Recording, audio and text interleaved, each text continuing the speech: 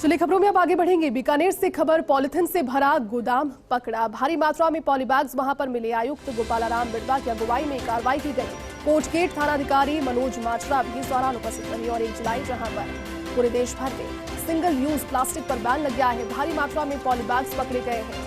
कार्रवाई ये हुई है, बीकानेर में पॉलिथीन से भरा हुआ गोदाम पकड़ा गया, भारी मात्रा में पॉलीबैग्स मिले हैं।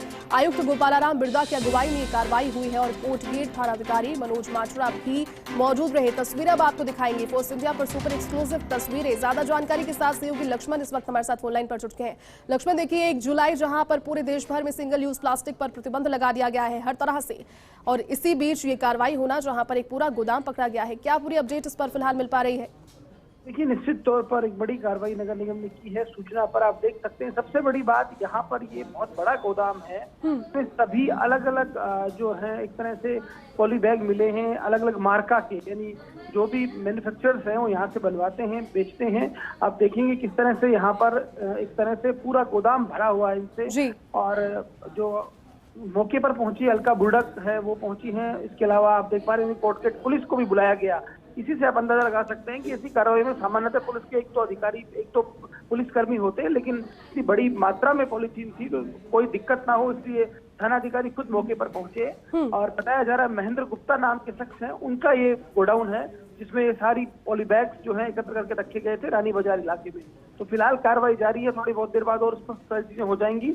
लेकिन बड़ी खबर, बड़ी मात्रा में, भारी मात्रा में पॉलीबैग जब्त किए गए हैं। गोडाउन एक पूरा तरह से जब्त किया है। जी लक्ष्मण, और अभी जो अधिकारी वहां पर मौजूद हैं क्या कह पा रहे हैं इस कार्रवाई के अंतर्गत, क्योंकि तस्वीरें जो सामने आ रही है इसमें बड़ा गोदाउन है, ये दिख रहा है साफ तौर पर।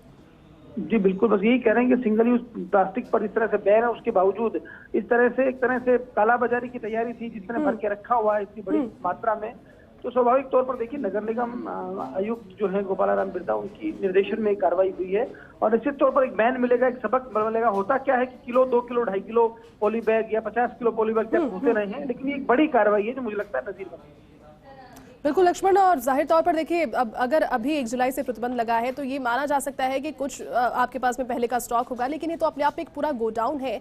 अब मालिक के ऊपर अब तक क्या नकेल कसी जा चुकी है? क्या उन्हें चिन्हित कर लिया गया है? किसी एक व्यक्ति का ये गोडाउन है या फिर कुछ और लोगों की संलिप्तता इसमें होगी? देखिए, अभी तक जैसा कि मैंने कहा कि आप देख पा रहे होंगे तस्वीरों में, कार्रवाई जारी है। तमाम उसको फोन किया गया है, मालिक को बुलाया जा रहा है मौके पर। इसके अलावा जो वहाँ पर सेल्समैन वगैरह जो भी जाते हैं, जो संभालते हैं गोडाउन को, उनसे बात की गई है और फिलहाल जो है जब्ती की कार्रवाई जारी है। चलिए लक्ष्मण, बहुत बहुत शुक्रिया तमाम जानकारी के लिए। तो देखिए तस्वीरें आपको दिखा रहे हैं, फोर्स इंडिया पर सुपर एक्सक्लूसिव तस्वीरें हैं। पॉलिथीन से भरा हुआ गोदाम पकड़ा गया है।